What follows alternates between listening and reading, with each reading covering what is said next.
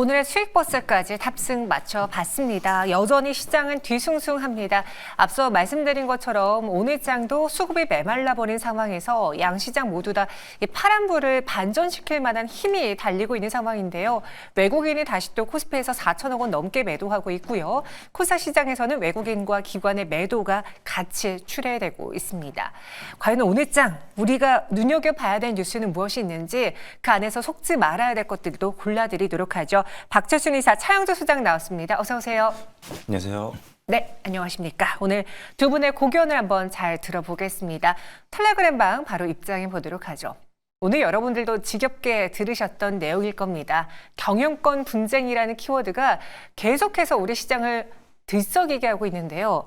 그런데 고려아연은 주가 방향이 좀 다르게 들썩이고 있죠. 먼저 이것부터 보겠습니다. 공개 매수를 했음에도 불구하고 지금 의결권에서 고려아연이 밀리고 있습니다. 그렇게 전일 기사에서 임직원 백기사 카드가 나오지 않을까라는 이야기가 있거든요. 여전히 고려아연 측의 우호 지분이 35.42%로 MBK와 영풍 측의 우호 지분 38%에 도달하지 못해서 무언가 어느 수를 써도 다른 카드를 꺼낼 것이라고 시장은 예상을 했습니다. 그런데 이 카드를 꺼낼 줄은 몰랐던 것 같아요. 갑자기 유상증자 결정이라는 오늘 공시가 속보처럼 나왔습니다.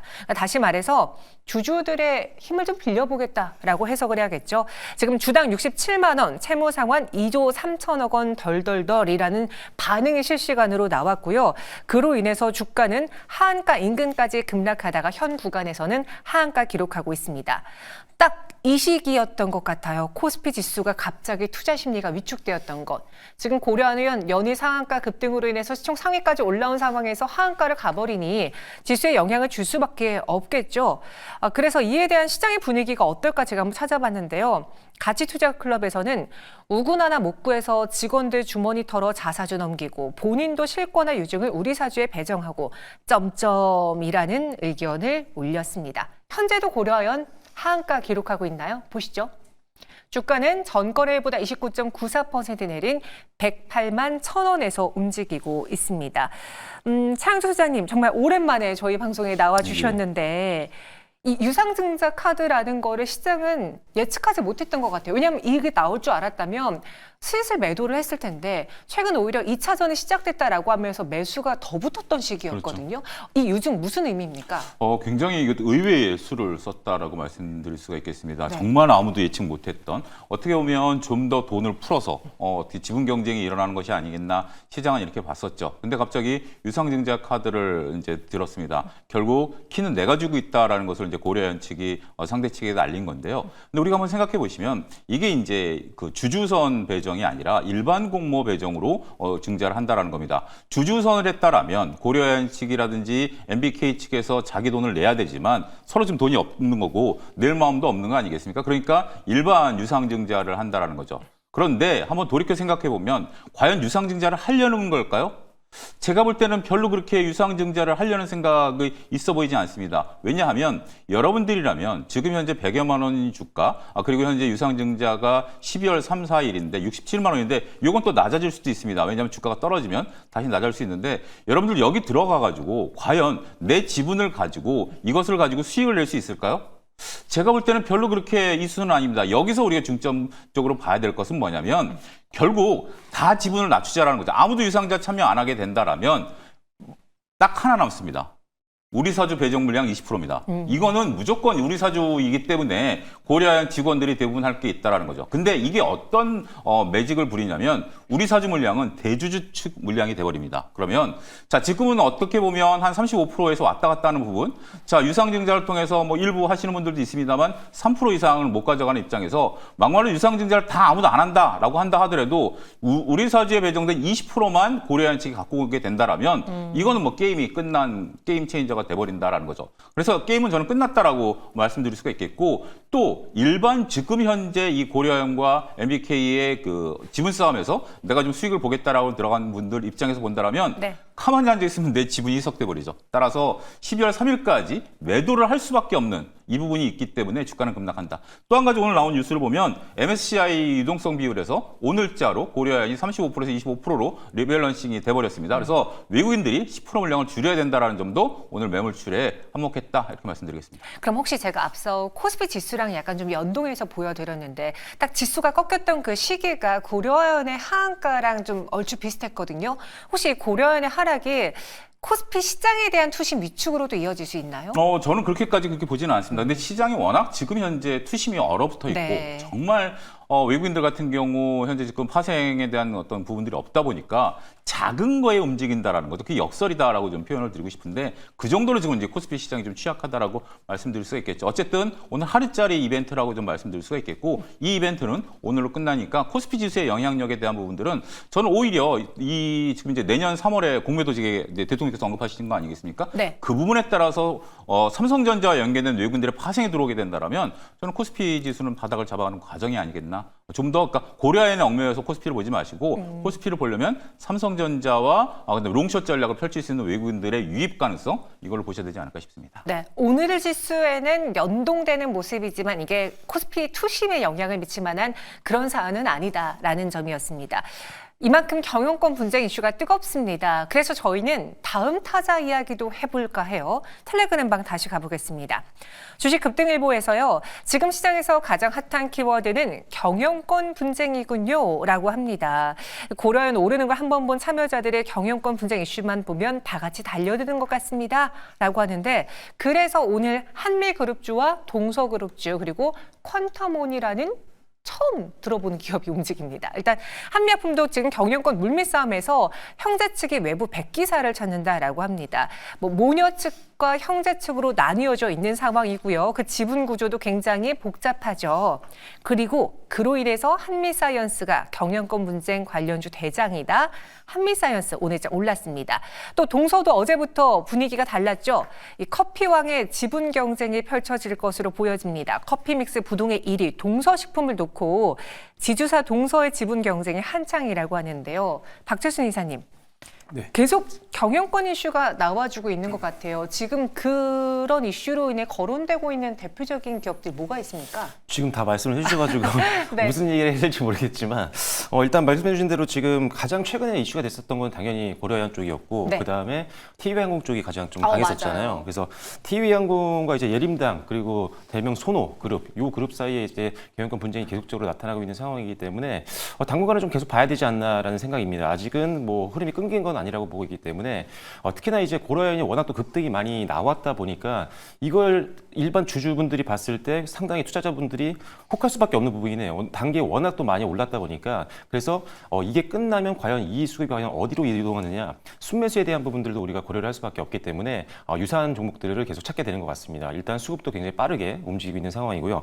그래서 일단 당분간은 뭐 TA항공이나 TA홀딩스 같은 경우는 어느 정도 눌림 나왔을 때는 좀 공략을 해볼 수 있을 만한 상황이다라고 보여지고 있고 한미사이언스도 지금 지금 가족들끼리 지금 싸우고 있는 상황인데 일단 요 한미사이언스도 역시나 아직은 기대감이 좀 남아 있습니다. 아직 끝난 상황은 아니기 때문에. 그리고 동서도 마찬가지고요. 퀀텀은 같은 경우는 지금 이 회사가 지금 그 블루 서밋 캐피털이라는 회사가 이제 소송을 좀 제기를 했습니다. 이런 문제 때문에 앞으로 이것도 경영권 문쟁으로 가면서 주가가 올라가는 거 아니냐라고 미뤄 짐작하면서 오늘 올라갔는데 일단 이 부분에 대해서는 좀 더 확인이 좀 필요할 것 같다라는 판단이고요.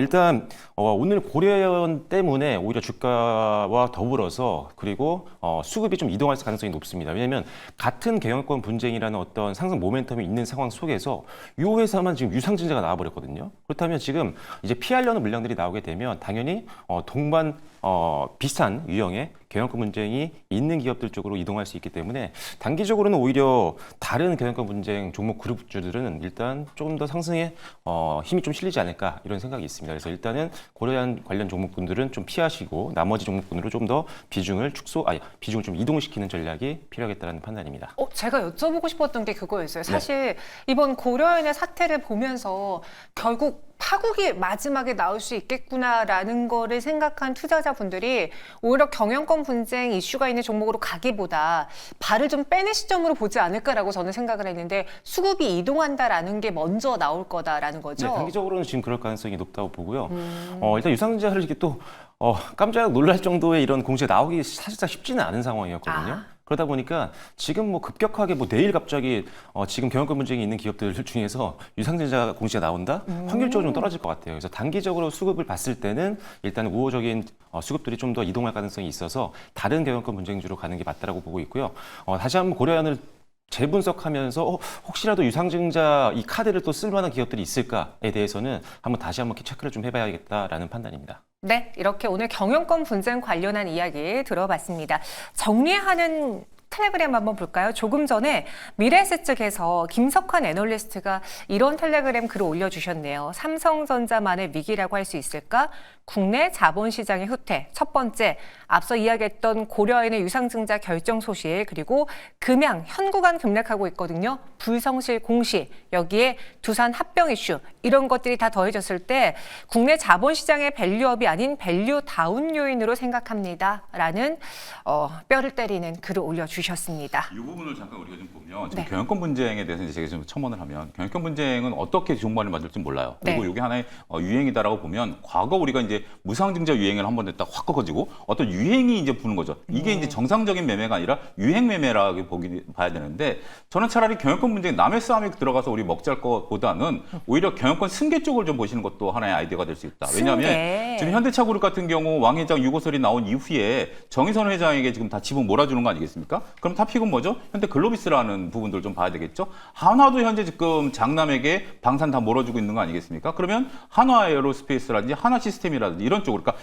정상적으로 경영권 승계 가는 거. 근데 경영권 승계 가는 종목 기업들의 특징은 뭐다? 올해부터 최소한 3년 동안은 배당을 많이 줘야 됩니다. 왜냐? 그것은 교과서에 나온 얘기죠. 배당을 받아서 뭐 해야 된다? 상속세 내야 되는 겁니다. 그러니까 삼성도 3년 동안 특별 배당한 거 아니겠습니까? 그래서 차라리 둘이 막 치고받고 싸우는 데 들어가서 한 대 얻어 터지면 아프잖아요. 그거보다 정상적으로 물려주는 상태에서 우리가 교과서적으로 안정적으로 투자하는 것도 하나의 대안이 될 수 있다. 이렇게 말씀드리겠습니다. 이렇게 지금 시장의 유행이 경영권이라는 키워드를 갖고 있다면 괜히 거기서 앞날을 내다보기 어려운 경영권 분쟁에 주목하기보다는 경영권 승계 쪽으로 우리가 전략을 좀 바꿔보는 것도 하나의 포인트가 될 것 같습니다. 잘 기억해 두시고요. 두 번째 주제로 넘어가 보겠습니다. 오늘 실적을 발표한 굵직한 기업들 안에서 2차 전지를 좀 대표할 수 있는 기업들이 있어서 빠르게 훑어보도록 하죠. 조금 전에는 포스코홀딩스의 실적이 나왔어요.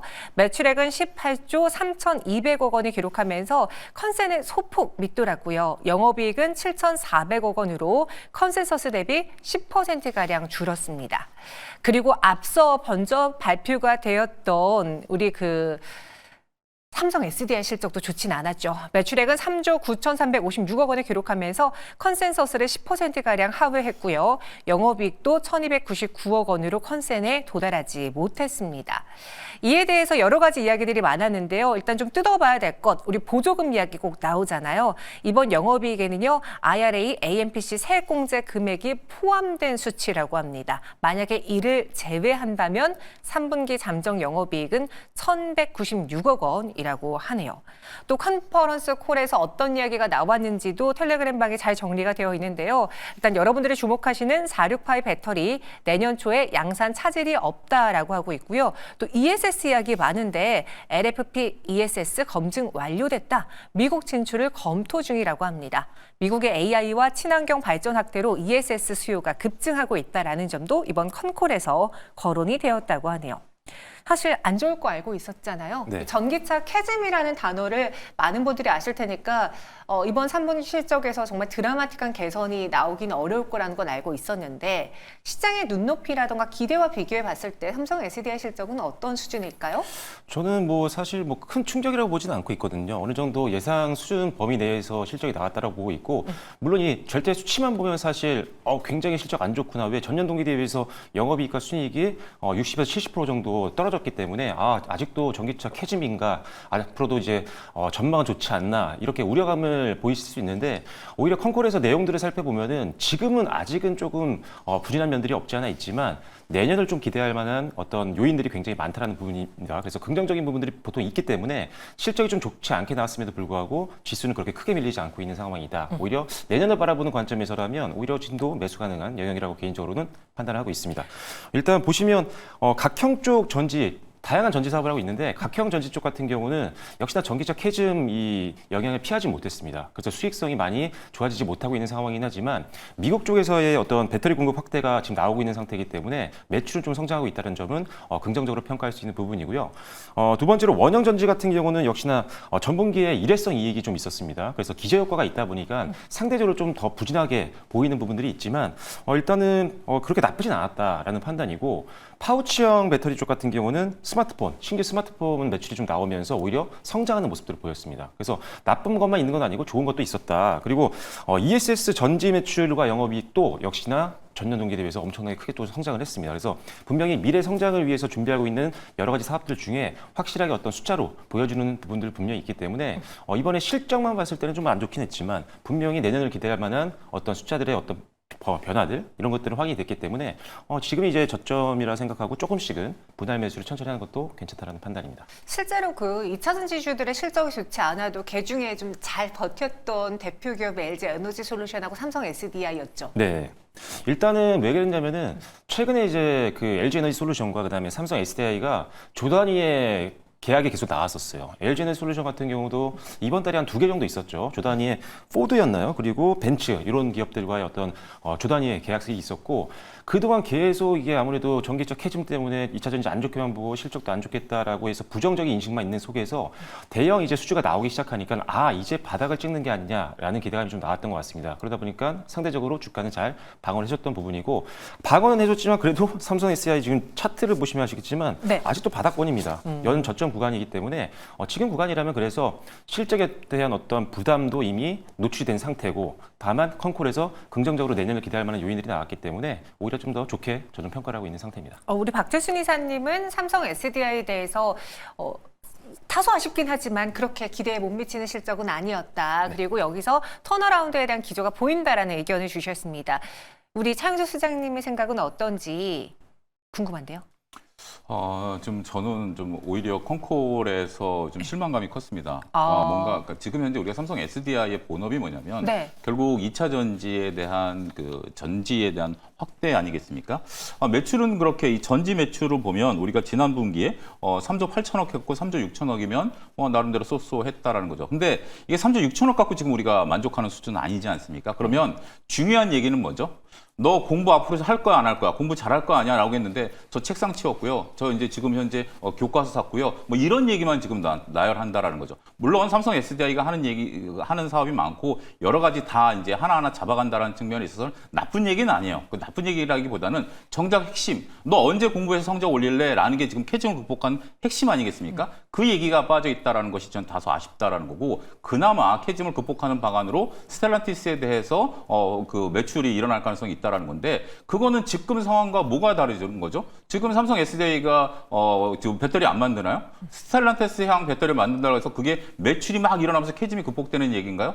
이렇게 돌이켜 생각해 본다라면 그냥 여전히 우리는 캐즘이 극복되기를 기다리겠다. 물론 그 기다리는 동안에 여러 가지 그 필요 없는 사업 잘라내고 여러 가지 전기 소재라든지 이런 쪽에서 이익 만들어내고 열심히 노력은 하고 있다라는 것이지만 결정적인 한 방이 좀 부족했다. 결국 우리가 2차 전지를 바라볼 때 핵심은 뭐다? 2차 전지가 팔려야 된다라는 건데 거기에 대한 대답을 물론 이제 못 하는 거죠. 왜냐하면 앞서 그 전방 산업이 전기차 업체들이 차를 팔아줘야 되는데 그걸 못 파니까 대답을 못 하는 건 알아요. 그런데 그럼에도 불구하고 뭔가 한 방을 좀 기대했었는데 그냥 아직까지는 시간의 흐름이 좀 더 필요한 것들이 아니겠나라는 것들이고 한 가지 이제 그 보조금을 이번에 받아서 한 1,000억 정도 한 1,400억 정도 이번에 계상을 했고 이게 더 늘어난다라는 건데 네. 이거는 이제 삼성 SDI 입장에서 본다라면 지금 이제 이 보조금을 어떻게 쓰겠냐라고 했을 때 설비 투자라든지 운영 작업을 쓰겠다라는 부분들이거든요. 근데 이걸 여러분들이 잘 보시면 저는 여기에 핵심이 있다라고 봐요. 이걸 받으면 누구도 LG도 받고 삼성도 받고 SK도 받죠. 근데 삼성이 지금 현재 스텔란티스라든지 이런 데 들어가기 위한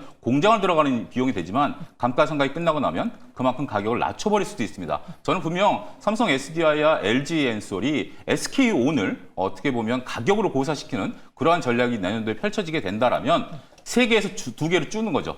SK온 갖고 계신 분들은 굉장히 지금 원성이 자자하긴 하겠습니다만 적자 회사를 선도 기업이 없애는 방법 중에 하나가 감가상각과 보조금에 따른 가격 전략입니다. 이 부분을 저는 배터리 3사에 대한 내년도에 대한 긴장도를 더 높이는 계기로 삼으셔야 되지 않을까 싶습니다. 아, 보조금 이야기 언급을 해주셨는데요. 최근에 2차 전지주 그래 많이 바닥권에 있고 캐즘을 잘 견뎌내고 있어. 매수해봐야지 하려다가 아 맞다. 근데 미 대선 있으니까 좀 두고 봐야 된다라고 생각하신 분들 많으시거든요. 관련 뉴스 한번 볼게요. 미중 무역 분쟁에 있어서 항상 빼놓지 않는 그 키워드가 관세잖아요. 근데 이번에 EU가 먼저 30일부터 중국 전기차 최고 45.3%의 관세 폭탄을 터뜨리기로 확정을 지었다라고 합니다. 중국 측도 가만히 있지 않을 것 같아요. 이렇게 되면은 모든 국가들 간에 서로의 무역을 그리고 수출을 보호하기 위한 자국 보호 무역주의가 좀 이뤄질 것 같고요. 이로 인해서 키움 2차 전지 권준수 애널리스트의 경우에는 현재 중국 전기차는 유럽 전기차 대비 약 20% 저렴하다.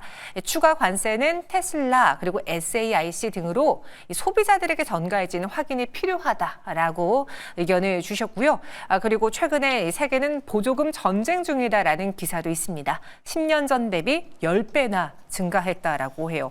공급망 재편 과정에서 자국 제조업을 지원하는 보조금 정책도 딱 꼽는 뉴스인데 그래서 차윤조 소장님은 앞서 보조금 이야기도 해주셨는데 미 대선에서 누가 당선돼서 전기차에 대한 기조가 어떨지 관세에 대한 기조가 어떨지 모르잖아요. 그러니까 지금은 좀 두고 봐야 되는 시기입니까? 그렇죠. 우리가 이제 대선이라는 것이 이런 어떤 해리스 대통령이 되던 트럼프 대통령이 되던 누군가 대통령이 될 겁니다. 근데 서로 간에 이제 양극단에 있는 정책들이 일부 있잖아요. 그렇기 때문에 이거는 누가 될 가능성이 지금은 저는 배팅의 영역이다라고 봐요. 왜냐하면 뭐 아니면 도거든요. 지금 트럼프가 이긴다라는 것들이 많은 언론에 되다 보니까 트럼프가 이긴다라는 건데 만약에 해리스가 당선이 안 된다라는 보장은 없잖아요. 그렇죠. 그래서 지금은 배팅의 구간이기 때문에 조금은 저는 오히려 2차전지 사시는 분들은 좀 기다리셔야 되는데 가장 중요한 것은 누가 대통령이 되느냐도 중요하지만 그러니까 미국에서 하원을 누가 가져가느냐가 더 중요한 포인트다라는 점 말씀드리겠습니다. 지금 대선과 상하위원 선거가 같이 일어나는데 미국은 이제 조금씩 의원을 바꾸거든요. 지금 하원에 장악하고 있는 것은 공화당이 51대 민주당이 49입니다. 근데 이번에 선거를 통해서 만약에 트럼프 대통령이 당선이 되고 하원을 민주당이 가져가게 된다라면 트럼프 입장에서는 IRA법을 쉽게 폐기 못합니다. 왜냐하면 하원이 통과시켜줘야 되거든요. 그러면 딜을 하겠죠. 하지만 트럼프가 당선이 되고 하원을 공화당이 여전히 하게 된다라면 IRA법에 대해서 폐지 가능성은 높아진다라는 거죠. 일부 공화당 의원들 18명이 절대 폐지 안 하겠다라고 얘기를 하는데 미국 하원 의석 수는 435명입니다. 이 중에서 200명이 공화당인데 대략적으로 봤을 때 10%에 대한 의원들만 반대를 하는 거고 나머지 그 의원들은 지금 의사 표명을 안 하고 있거든요. 생각이 복잡합니다. 따라서 이 부분은 잘 보셔야 된다라고 말씀드릴 수가 있겠고 전 유럽이 저렇게 강경하게 나온 것은 결국 폭스바겐을 포기했다라고 저는 봅니다. 왜냐하면 지금 현재 유럽이 저렇게 관세를 부과한 것 중에 하나가 중국 차들 아니겠습니까? 폭스바겐은 지금 현재 독일에서 공장을 없애겠다라고 회사가 시위를 하고 있습니다. 왜냐? 중국에서 싸게 지금 폭스바겐을 만들어 들어오고 있는 부분들인데 어찌됐든 유럽은 논외를 추고요. 지금은 중국에 남아돌고 있는 수많은 전기차들이 우리나라를 몰려들 가능성에 대한 오히려 우리가 고래 싸움에 새우등이 터지는 가능성도 경계해야 되지 않을까 싶습니다. 네, 알겠습니다. 그럼 마지막으로 삼성 SDI 두 분 중에서는 박철신 이사님이 가격 전략을 더 잘 제시해 주실 것 같아요. 이쪽 톤이 좀 더 좋았거든요. 네. 마지막으로 투자 전략 들어주시죠. 일단은 네. 올해 저점이 한 30만 원 정도 선이었는데 이 선만 지켜준다고 한다면 조금씩 담아갈 만한 기대감은 충분히 있다 생각합니다. 연말을 노리는 게 아니라 내년을 노리는 건데 앞서 지금 유럽에 대해서 말씀을 많이 해주셨는데 지금 중국 관세에 대한 부과들 그다음에 이산화탄소법의 어떤 다시 부과 그다음에 보조금이 좀 더 다시 또 축소됐지만 보조금이 축소됐던 게 다시 확산될 확률이 좀 높아지고 있는 상황이거든요. 추가적으로 그런 여러 가지 이유 때문에 사실 이 유럽 시장에서의 어떤 한국 배터리 업체들의 어떤 기대감이 좀 살아나고 있는 상황입니다. 그래서 내년을 좀 기대해 보신다면 지금 가격권 나쁘지 않다고 보고 있고요. 단 이제 분할 매수를 하시는 걸 추천드리면서 목표가는 45만 원, 그다음에 손절 라인은 30만 원 정도로 보시면 좋을 것 같습니다. 네, 삼성 SDI 이렇게 들어봤습니다. 오늘 시장에서 여러 가지 투자 뉴스가 있었는데 저희 시청자분이 갑자기 이런 이야기 해주셨어요. 지금 민주당 금투세 입법 예고 나오는 것부터 바로 다뤄주셔야 되는 거 아닙니까? 뭐 이러는데 저희가 매일같이 금투세 언급을 하긴 했거든요. 또 입법 예고가 살짝 나와서 투자 심리가 꺾이는 건지 간단하게만 코멘트해 주시죠. 일단 금투세는 이제 최종적인 것까지 좀 보셔야 될 것 같아요. 네. 지금 현재 뭐 아무래도 정치적인 부담감을 다 안고 있는 거겠죠. 근데 아이러니는 이미 양당 협의하에 지금 이거 통과해서 유예를 시켜놓은 거 아니겠습니까? 제 이제 발행인데 정치적 부담을 서로 떠안지 않으려고 한다라는 부분들 보면 저는 그렇게 좀 긍정적인 것으로 한번 좀 지켜보자 이렇게 말씀드리도록 하겠습니다. 네, 마지막으로 관련 기사 텔레그램 보여드리고 마무리해 보겠습니다.